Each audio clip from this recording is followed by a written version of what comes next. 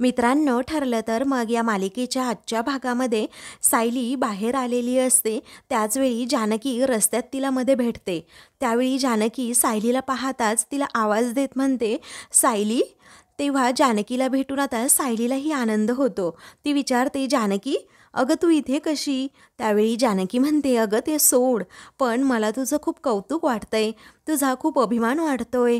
त्यावेळी सायली विचारते, अगं पण मी असं काय केलंय काय? ती जानकी म्हणते, अगं तू अर्जुन भाऊजींपासून एवढ्या दिवस दूर राहिलीस, त्यांचा साधा चेहराही नाही पाहिलास ग तू, तरीही तू हरली नाही आणि खचली नाहीस, अगदी स्ट्रॉंग राहिलीस आणि त्यांच्याशीच पुन्हा लग्न करण्याचा निर्धारही केलास आणि तो पारही पाडलास. अगं मग कौतुक नाही करू तर काय करू? अगं खरंच खूप अभिमान वाटतोय मला तुझा, असं म्हणून जानकी सायलीचं कौतुक करताना थकत नसते. मग त्यावेळी सायलीसुद्धा म्हणते, अगं जानकी मलाही तुझा खूप म्हणजे खूप अभिमान वाटतो. अगं तुझा आणि ऋषिकेश भाऊजींचा केवढा अपमान झाला होता तुमच्या घरात, पण तू तुझ्या गुणांच्या जोरावर तो मान पुन्हा मिळवलास आणि आता तर तुझा गृहप्रवेशसुद्धा किती मानाने झालाय. त्यावेळी आता जानकी थोडी लाजत असते आणि गालात हसते. त्याचवेळी सायली हसत विचारते, काय ग लाजतीयस काय? ऋषिकेश भाऊजींनी तुला उचलून घेतलं होतं ते आठवलं की काय तुला? मग जानकी अजूनच लाजू लागते आणि हसतच म्हणते, अगं काय सायली, ते नाही ग, पण मला ना खूप आनंद झालाय. अगं सायली, तुझ्यासारखंच मला माझं हक्काचं घर पुन्हा मिळालंय. अगं खरंच ग, आपल्या दोघींच्या या लढाईमध्ये ना फक्त सत्याचा विजय झालाय आणि म्हणूनच मला खरंच खूप आनंद होतोय. त्यावेळी सायली म्हणते, आपल्या माणसांची साथ असेल ना तर सगळं काही अगदी छान होतं आणि शक्य होतं.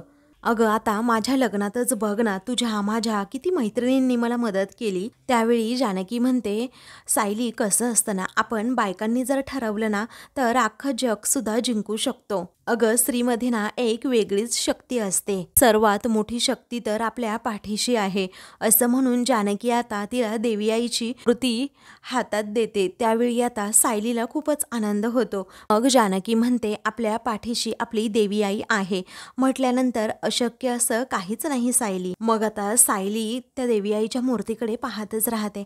त्यानंतर जानकीला ती सांगते की अगं हिच्या आशीर्वादाने तर मला माझं सासर पुन्हा मिळालंय. त्यानंतर जानकी म्हणते, आता देवी आईच्याच आशीर्वादाने तुला तुझ्या माणसांचं मन पुन्हा एकदा जिंकता येईल.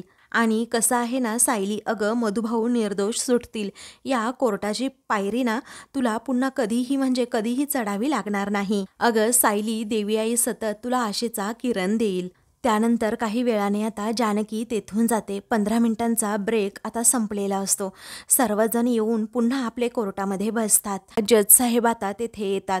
मग त्यानंतर आता रविराज म्हणतो, नक्कीच अर्जुनच्या हाती असे काहीतरी पुरावे लागले असतील, नाहीतर ॲडव्होकेट पवारांनी नक्कीच उलट तपासणी सुद्धा घेतली असती. त्यानंतर कोर्टाचं कामकाज सुद्धा सुरू होतं. मग अर्जुन काय करतो तर जज साहेबांकडे परमिशन मागतो की साक्षी शिखरे हिला पुन्हा एकदा विटनेस बॉक्समध्ये बोलवण्याची परमिशन मला हवी आहे. तेव्हा परमिशन ग्रँटेड असं जज साहेब म्हणतात. आता साक्षी जरा घाबरलेली असते. तिचे दबक्याच पावलांनी आता विटनेस बॉक्समध्ये येऊन उभी राहते. तिला काही प्रश्न न विचारता लगेच ती आपलं बोलायला सुरू करते की जज साहेब, हे आरोप कधीही सिद्ध होणार नाही, कारण माझा भाऊ खरा होता आणि त्याचा मृत्यूसुद्धा अगदी खरा होता. त्याचबरोबर हे सगळे कागदपत्र सुद्धा अगदी खरे आहेत. ती आता रागातच अर्जुनला म्हणते, तुम्ही खोटारडेपणा करून माझ्या भावनांशी खेळण्याचा प्रयत्न करताय, पण तुम्ही हा विचार नाही करत आहात की माझ्या भावाला अग्नी देताना माझी काय अवस्था झाली असेल. असं म्हणून साक्षी अर्जुनकडे पाहून रडत असते आणि त्याला एक्सप्लेनेशन देत असते. तेव्हा सायली आता लगेच कुसुमला म्हणते, बघ ना कुसुमताई, की ती किती घाबरली आहे हे तिच्या चेहऱ्यावरून अगदी स्पष्टपणे दिसतंय, कारण तिला कळलंय आता तिचा खोटेपणा एवढ्यात संपणार आहे म्हणून. आता तिचा शेवटसुद्धा अगदी जवळ आलाय. मग कुसुम आता म्हणते की तिला लगेच आता शिक्षा सुद्धा सुनावतील ना. मग आता सायली म्हणते, नाही ग कुसुमताई, खरी मजा तर आता अगदी पुढेच आहे. तेव्हा कुसुमला काही कळत नाही. ती विचारते, म्हणजे काय? त्यावेळी सायली म्हणते की कुसुमताई, तू फक्त बघत राहा ग, काय काय होतंय ते. मग आता अर्जुन इकडे साक्षीला विचारतो, साक्षी शिखरे, तुम्ही अजूनही क्लेम करताय का ते सर्व पेपर खरे आहेत म्हणून? तेव्हा ती आता ओरडूनच म्हणते, हो मी किती वेळा तेच तेच सांगण्याचा प्रयत्न करते. तेव्हा आता ती जरा आवाजच चढवते आणि म्हणते की जरा तुमची नाटकं बंद करा, मला इथून जाऊ द्यात आता. तुमचं प्रश्न विचारून झालं असेल तर मी आता जाते. त्यावेळी अर्जुन म्हणतो, नाही, ओन्ली 10 मिनिट्स. त्यानंतर तुम्हाला जिथे जायचं आहे ना तिथे मी नक्कीच पोहोचवेन तुम्हाला. आता अर्जुनचं हे बोलणं ऐकून साक्षी अजूनच घाबरते. त्यानंतर अर्जुन जज साहेबांना म्हणतो, मिलॉर्ड, मला असं वाटतंय ना जरा कन्फ्युजन आहे, कारण आधार कार्डवर जो फोटो आहे ना तो खरंच खूप छोटा आहे, अजूनही क्लिअरली काही दिसत नाहीये. त्यावेळी साक्षी म्हणते की तुमच्याजवळ अजूनही ते पेपर्स आहेत ना, तुम्हीच चेक करा, तुम्हीच सबमिट करा मग.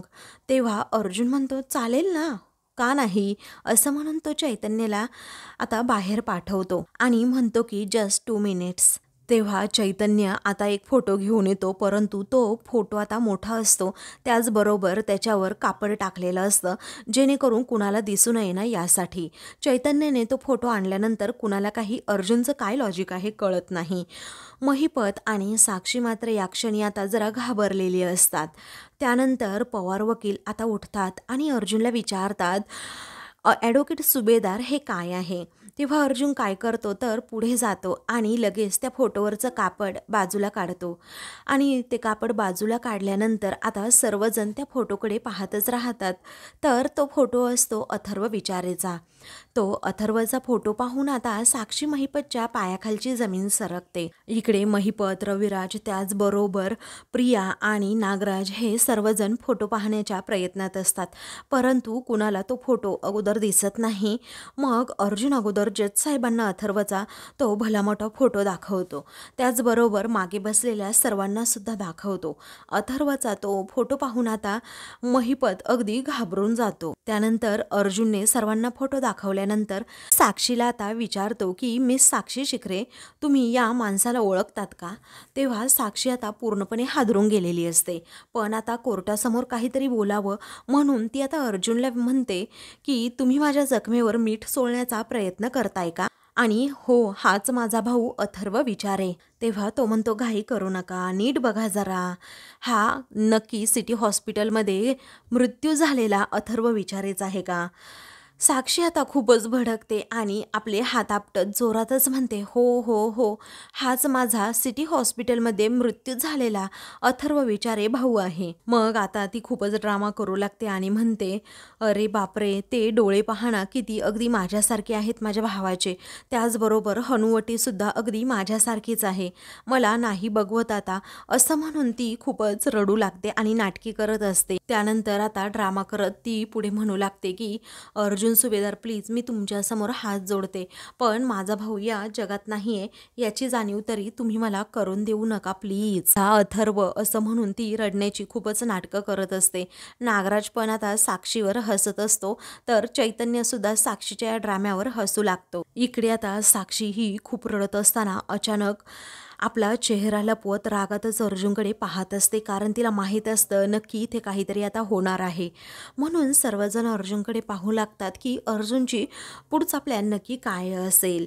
त्यावेळी आता सायली इकडे मनात विचार करते, अथर्व दादाचा यांनी फोटो का आणला असेल एवढा मोठा, मला कळतच नाही. अथर्व दादा सापडले नाहीत का यांना, की सापडूनही त्यांनी इकडे येण्यासाठी नकार दिला असेल. असे अनेक प्रश्न सायलीच्या मनामध्ये येत असतात. मात्र आता इकडे महिपत हा साक्षीला म्हणतो, बाळा साक्षी, तू रडू नको, धीर धर ना बाळा, अरे टेन्शन नको घेऊ, मी आहे ना, अरे पवार वकील, करा ना काहीतरी. तेव्हा अरे तू कसली फी घेतो, कर ना काहीतरी, माझी मुलगी एकटी पडली, असं महिपत मोठ्यानेच बोलत असतो. तेव्हा पवार वकील म्हणतो, तुम्ही गप्प बसा प्लीज. मग महिपत मनातच विचार करतो, कसा गप्प बसू मी, कारण इथे माझी साक्षी तर एकटी पडली आहे, त्याचबरोबर असा मोठा काहीतरी ड्रामा करायला हवा, आणि हा अर्जुन सुभेदार काय करेल ना आणि काय नाही ना हे मला कळणार सुद्धा नाही. इकडे साक्षी मात्र अजूनही रडण्याची नाटकं तशीच सुरू ठेवते. तेव्हा अर्जुन आता शांतपणे म्हणतो, मी साक्षी, मला आज खरंच खूप वाईट वाटतंय की माझ्यामुळे ना तुम्हाला कोर्टामध्ये एवढा त्रास झाला, पण तुम्हाला माहीत नाही तुमच्या चेहऱ्यावर स्माईल यावं, त्याचबरोबर तुमचं सर्व दुःख असं गायब होऊन जावं, असं ना अगदी मला मनापासून खूप वाटतंय. तेव्हा साक्षीला कळतच नाही अर्जुन नक्की काय बोलतोय. मग त्यामुळे ती अजूनच रागात अर्जुनकडे आता पाहू लागते, पण अर्जुनला त्याचं काहीच वाटत नाही. त्याचवेळी अर्जुन आता जज साहेबांना म्हणतो की मिलॉर्ड, साक्षी शिखरे यांचा मूड ठीक करण्यासाठी कोर्टामध्ये मला एका साक्षीदाराला बोलवायचं आहे आणि त्यासाठी तुमची परमिशन हवी. तेव्हा साक्षी आता घाबरते आणि महिपतकडे पाहू लागते. तेव्हा जज साहेब लगेच परमिशन देतात. मग अर्जुन थँक्यू असं म्हणून या तुम्ही असं मोठ्यानेच बोलतो. आता अर्जुनने नक्की कुणाला बोलवलंय काही कुणाला समजत नसतं. तेव्हा आता तो लगेच मागे पाहतो तर अर्जुनकडे सर्वजण पाहत असतात आणि नक्की कुणाला आता बोलवलं आहे असं सर्वांना प्रश्न पडलेला असतो. तेव्हा आता अथर्व विचारे हा तेथे आलेला असतो, परंतु त्याने टोपी घातलेली असते, चष्मा घातलेला असतो, कुणाला ओळखू नये म्हणून मास्क सुद्धा घातलेला असतो. त्याने आपली ओळखच लपवलेली असते. कुणाला काही कळत नसतं की नक्की हा आहे तरी कोण. सर्वजण अगदी टक लावून त्याच्याकडे पाहत असतात. तो अर्जुन जवळ येऊन आता थांबतो. मग आता अर्जुन म्हणतो, मिलॉर्ड, कोर्टामध्ये हा उभा आहे ना, तो आहे प्रत्यक्ष अथर्व विचारे. असं म्हटल्याबरोबरच आता इकडे सर्वांच्या पायाखालची जमीनच सरकते. इकडे नागराज, महिपत, प्रिया हे पूर्णपणे घाबरून जातात. तर आता सायली आणि कुसुम या सर्वांना खूप आनंद होतो. त्यानंतर अर्जुन आता अथर्वला लगेच इशारा करतो. तेव्हा अथर्व अगोदर टोपी, त्यानंतर आपल्या डोळ्यावर असणारा गॉगल आणि त्यानंतर मास्क काढतो. तर आता धडधाकट आणि जिवंत अथर्व विचारेला पाहून सर्वांच्या पायाखालची जमीनच सरकते आणि मग लगेच अर्जुन हा साक्षीकडे पाहतो. तर साक्षीच्या चेहऱ्यावरचा रंगच उडालेला असतो. मग चैतन्य मात्र आता साक्षीकडे पाहून हसतो. आता महिपतला तर कळतच नाही नक्की इथे काय होतंय. त्याचे फासे पूर्णपणे उलटे पडलेले असतात. सर्वजण अथर्वच्या फोटोकडे आणि अथर्वकडे पाहतच राहतात. मधुभाऊंना सुद्धा शॉक बसलेला असतो की पुढं अर्जुनने कसं शक्य करून दाखवलं. त्यानंतर साक्षी मात्र आता तोंडालाच हात लावते, तिला काही कळत नाही. मग त्यानंतर अर्जुन आता साक्षीला विचारतो, काय झालं मिस साक्षी? अहो, तुमचा भाऊ तर आता तुमच्या समोर उभा आहे ना. तेव्हा आता तो म्हणतो की ज्याच्यासाठी तुम्ही मगापासून कोर्टामध्ये रडताय तो भाऊच तुमच्या समोर उभा आहे ना आता. आणि तुम्हाला आत्ताच सांगतोय की हा भूत वगैरे काहीही नाहीये. तुम्ही स्मशानामध्ये ज्याला जाळलं आहे ना, तो भाऊ नव्हताच तुमचा.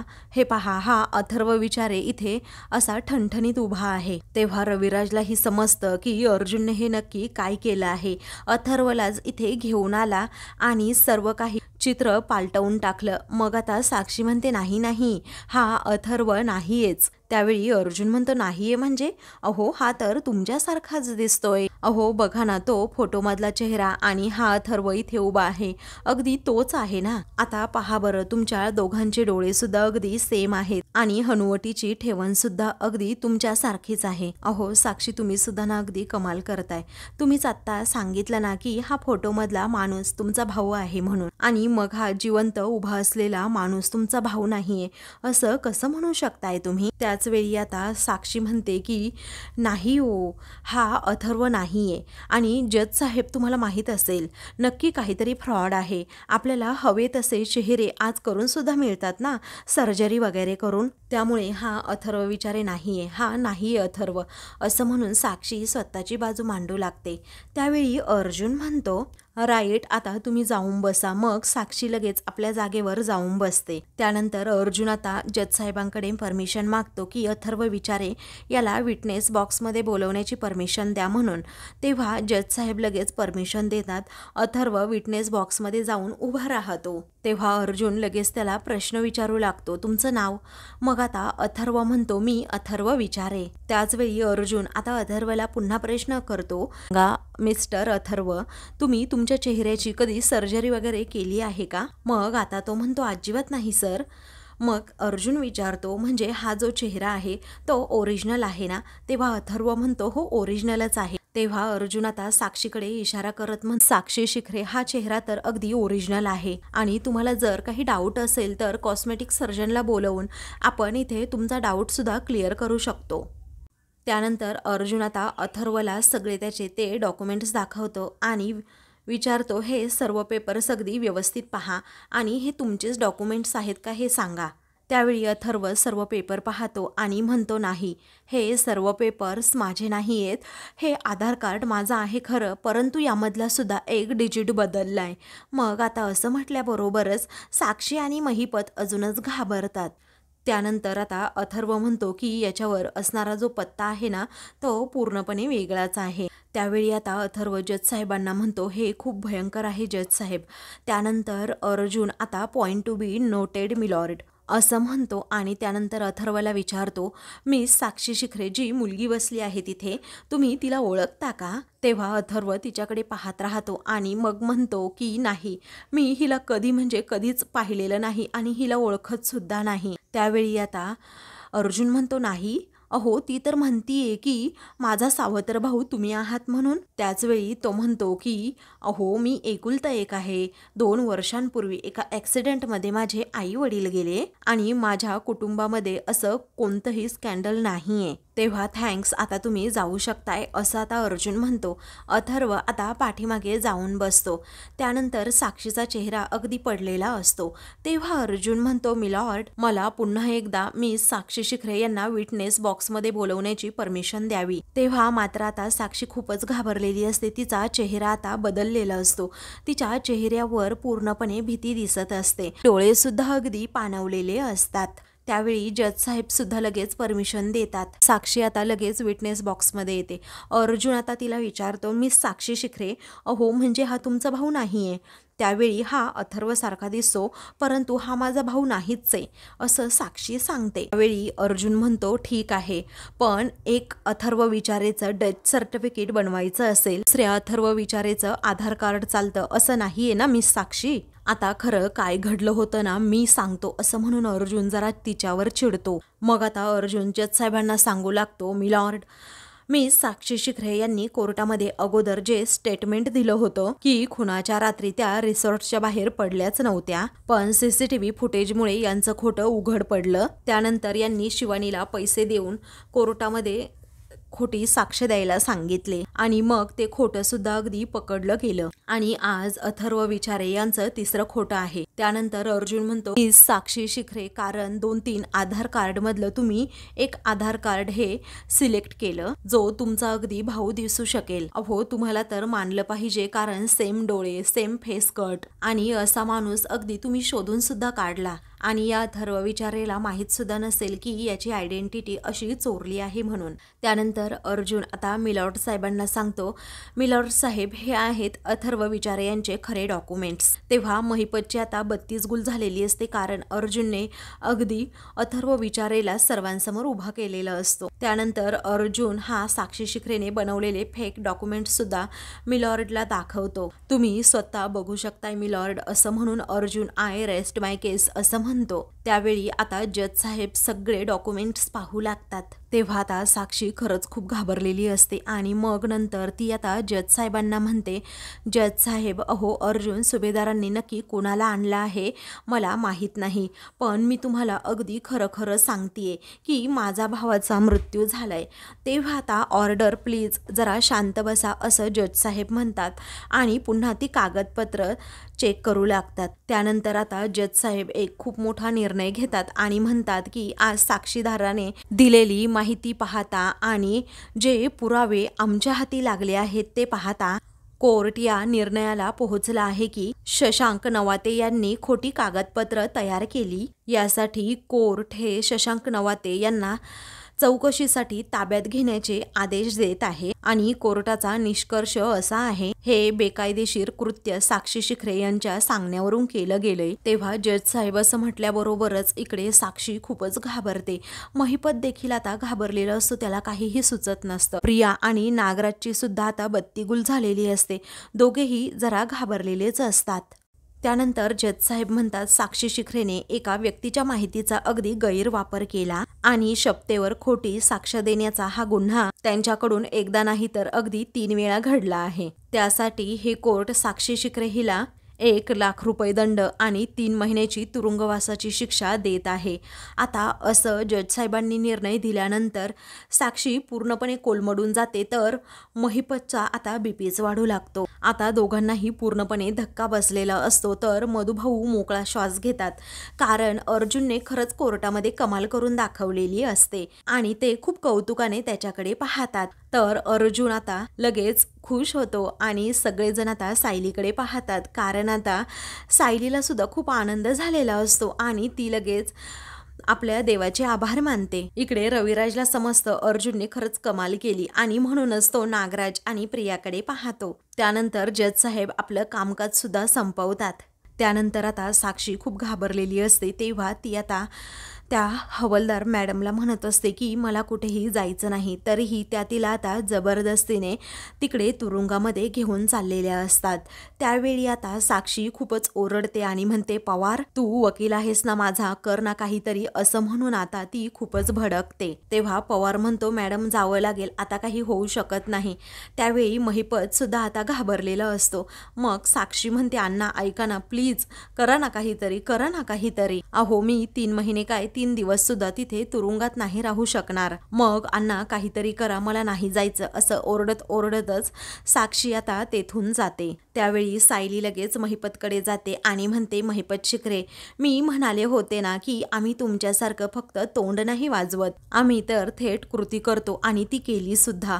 मग महिपत काही न बोलता खाली मान घालून तेथून जातो. त्यानंतर आता मधुभाऊ तेथे येतात. त्याच वेळी सायली म्हणते, काल रात्रीपासून खूप भीती वाटत होती मनामध्ये, पण खात्री सुद्धा होती की तुम्हीच जिंकणार आणि तेच झालं. तेव्हा अर्जुन आता all thanks to Atharva, thank you so much यार, असं अथर्वचं कौतुक आणि आभार मानत म्हणतो, कारण तू लास्ट मुमेंटला आमच्यासोबत आला नसतास ना तर हे काही घडलंच नसतं. तेव्हा मधुभाऊ सुद्धा, अथर्व साहेब तुमचे खूप उपकार झाले, कारण तुमच्या मदतीने जावई बापूंने अख्खी केस फिरवली, तुमचे मनापासून खूप खूप आभार, असं म्हणून ते अथर्वचे खूपच आभार मानतात. त्यानंतर अथर्व म्हणतो, माझे कुणी आभार मानू नका, अहो माझंच चुकलं आणि मी पळून गेलो, पण शेवटी काय आहे ना, देवाने योग्य ते करण्याची मला बुद्धी दिली. आता कुसुम म्हणते, बेदाणे टाकून मी देवाला आता शिऱ्याचा नैवेद्यच करते. तर इकडे आता प्रिया म्हणते, मला तर असं काहीच समजत नाही बाबा, अहो काय झालंय ना, त्या साक्षीवर तरी कसा विश्वास ठेवावा, साक्षी असं कसं करू शकते. त्यावेळी रविराज आता रागातच म्हणतो, त्या मुलीशी काहीही संबंध ठेवण्याची गरज नाही, कारण त्या केसमधली तू महत्वाची साक्षीदार आहे ना, म्हणून फक्त आपल्याला इकडे यावं लागतंय आणि उगाच जास्त विचार करत बसायचा नाही. तेव्हा नागराज म्हणतो, हो ना, साक्षीसारख्या मुलींची ना हीच लायकी असते. त्यानंतर रविराज पुढे येतो आणि म्हणतो, ॲडव्होकेट अर्जुन सुभेदार, तुम्ही आज जे केसला वळण दिलं ते खरंच कौतुकास्पद आहे. तेव्हा अर्जुन म्हणतो, thank you so much senior, actually मी तुला हे असं म्हणून तो पुढे बोलणार असतो. तेव्हा रविराज काहीच बोलण्याच्या मनस्थितीत नसतो. तो म्हणतो, तन्वी चल निघूयात. तर दुसरीकडे आता महिपत भयंकर चिडलेला असतो आणि घरी आलेला असतो. त्याच्या शेजारी एक कोयता असतो, तो ड्रिंक्स करतो. त्याच्या पाठीमागे प्रिया आणि त्याचबरोबर नागराज उभे असतात. मग तो म्हणतो की काय आहे ना नागराज शेठ, आपण आग लावणार, आपण अख्ख्या जगाला आग लावणार आणि अगोदर अर्जुन सुभेदारपासून सुरुवात करणार, अगोदर त्याला उभाच्या उभा पेटवणार आणि मग अख्ख्या जगाला आग लावणार. तेव्हा प्रिया खूप घाबरलेली असते. त्याला मी काही आता जिवंत सोडत नाही, माझ्या लेकीला, अरे महिपत शिखरेच्या लेकीला त्याने तुरुंगात पाठवलं, असं म्हणून तो आता तेथे बियर असते त्याची बॉटलच फोडून टाकतो. तेव्हा प्रिया आता घाबरते. तर नागराज महिपतला शांत राहायला सांगतो. तेव्हा नागराज आता रागातच म्हणतो, तू वकिलाला मारणार, एका वकिलाला, अरे तुझी मुलगी 3 महिन्यांसाठी गेली आहे जेलमध्ये, पण तू आयुष्यभर सडत बसशील जेलमध्ये, त्याचं काय रे. तेव्हा प्रिया सुद्धा म्हणते, अर्जुनला संपवणं हा उपाय असू शकत नाही, साक्षीला उलट तो कसा आता अडकवणार नाही या खुनाच्या आरोपामध्ये, ते पहा आता जरा, मग ते तर मी होऊ देणार नाही, समजलं ना, असं महिपत म्हणतो, कारण मी असा घाव घालणार आहे ना, ती विलासची मर्डर केस अगोदरच संपून जाईल. हा नागराज विचारतो, असं कसं होईल. त्याच वेळी आता रागातच महिपत एक डायरी घेतो आणि लगेच त्यावरती लिहू लागतो की मी मधुकर पाटील, माझ्यावर विलासच्या खुनाचा आरोप आहे आणि तो मला मान्य आहे. मीच गोळी घालून त्याला ठार सुद्धा केलं आणि त्याचा आरोप साक्षी शिखरेवर ठेवला आणि त्यामुळे तिला जेल झाली आणि म्हणूनच माझं मन मला खात आहे आणि म्हणूनच मी आत्महत्या सुद्धा करत आहे असं आता महिपत त्या डायरीवर लिहितो. तेव्हा प्रिया नागराज घाबरतात. दुसरीकडे सर्वजण कोर्टाबाहेर येतात तेव्हा सायली म्हणते, आज कोर्टामध्ये जेव्हा तुम्हाला साक्षी आणि महिपतने पाहिलं ना, तेव्हा त्यांचं तोंड खरं तर पाहण्यासारखं झालं होतं आणि अथर्वदादा आल्यानंतर त्यांना असं वाटलं असेल की त्या धरणीने दुभंगून त्यांना आत घेतलं पाहिजे. मग आता सायली खूप हसत असते तर तिच्याकडे अर्जुन पाहतच राहतो. तेव्हा चैतन्य म्हणतो, हा थॉटच किती भारी आहे.